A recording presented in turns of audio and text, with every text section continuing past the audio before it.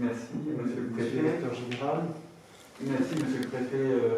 Quelques éléments sur la situation sanitaire. D'abord, pour vous dire que l'épidémie reste encore à ce jour orientée à la hausse, donc avec très peu de jours concernés par les nouvelles mesures de confinement.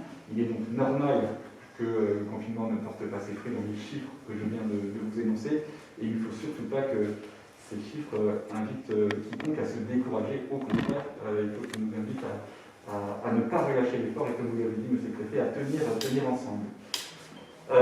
Évidemment, pendant ce temps-là, la pression continue à monter et à monter considérablement dans le secteur hospitalier. À l'heure où nous parlons, en tout cas aujourd'hui, nous avons dans la région 1365 personnes hospitalisées du fait de cette épidémie. C'est plus de 500 de plus que la semaine dernière à la même heure. Et on est maintenant au niveau du pic de la première vague. Souvenez-vous, qui était de l'ordre de 1380 personnes hospitalisées, on est à 1365 aujourd'hui. Alors que nous n'en sommes qu'au début de cette deuxième vague hospitalière qui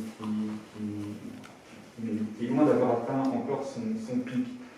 Sur ces 1365 personnes, 186 sont désormais hospitalisées en réanimation. C'est 77 de plus que la semaine dernière. Je vous rappelle qu'en temps normal, notre région dispose de 200 places de réanimation. Vous voyez à quel point la pression de l'épidémie est maintenant très très forte sur les établissements de santé. Le rythme d'entrée continue à augmenter, le flux d'entrée à l'hôpital. Il est d'à peu près 110 entrées par jour à l'hôpital de notre région, 16 ou 17 entrées par jour en moyenne en réanimation. Alors, les hôpitaux de la région s'organisent bien entendu pour faire face à cela et surtout faire en sorte que tous les patients qui ont besoin de soins hospitaliers y aient bien évidemment accès. La déprogrammation des soins est désormais très large et massive sur l'ensemble du territoire régional. Seuls les soins les plus urgents ou ceux dont le report induirait un risque de perte de chance pour les patients sont maintenus, de façon à pouvoir redéployer des effectifs. Les personnels des hôpitaux sont tous très mobilisés, c'est l'objet du déclenchement général des plans blancs pour les hôpitaux de la région.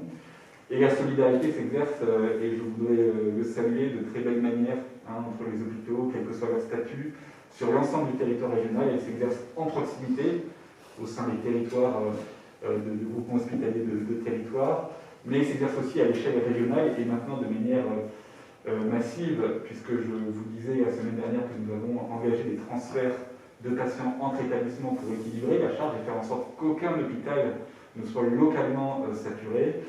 Ces transferts, maintenant, depuis le début de cette deuxième vague, s'élèvent au nombre de 92, dont 55 transferts de patients de médecine et 37 patients de réanimation transférés depuis les hôpitaux qui s'approchent de la saturation vers des hôpitaux qui en sont plus éloignés, de façon à ce qu'aucun hôpital ne soit en situation de ne pas pouvoir admettre de patients supplémentaires.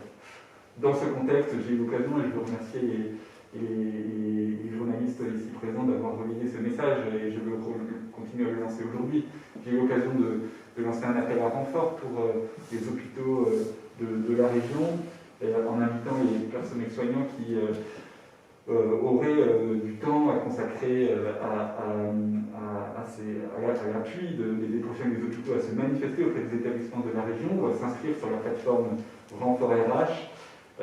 Les étudiants en santé, je tiens à le souligner également, sont mobilisés, soit parce qu'ils sont déjà en stage dans les établissements et prêtent main forte aux équipes, soit parce qu'ils vont plus encore que le prévoyait leur maquette de formation initiale, être mobilisés en stage pour venir prêter main forte dans les équipes. Et nous avons également activé la réserve sanitaire, et un certain nombre de professionnels vont arriver dès la semaine prochaine en renfort à l'hôpital de Mons-le-Saunier, vous savez, qui est particulièrement touché par cette épidémie. Dans ce contexte, je veux souligner que aider les soignants, lorsqu'on est face aux mêmes soignants, finalement, c'est agir pour briser cette vague. Et le mieux qu'on puisse faire, quand on n'est pas soi-même soignant, pour aider les soignants, c'est respecter, vous l'avez dit, Monsieur le Préfet, les règles du confinement, respecter toutes les règles du confinement, de façon à ce que nos concitoyens soient aussi acteurs de ce confinement et pas simplement en situation d'en subir les contraintes. C'est un acte de solidarité aujourd'hui que de respecter le confinement. Télétravailler au maximum, vous l'avez dit, monsieur le préfet, éviter tout contact évitable dans sa vie quotidienne et professionnelle.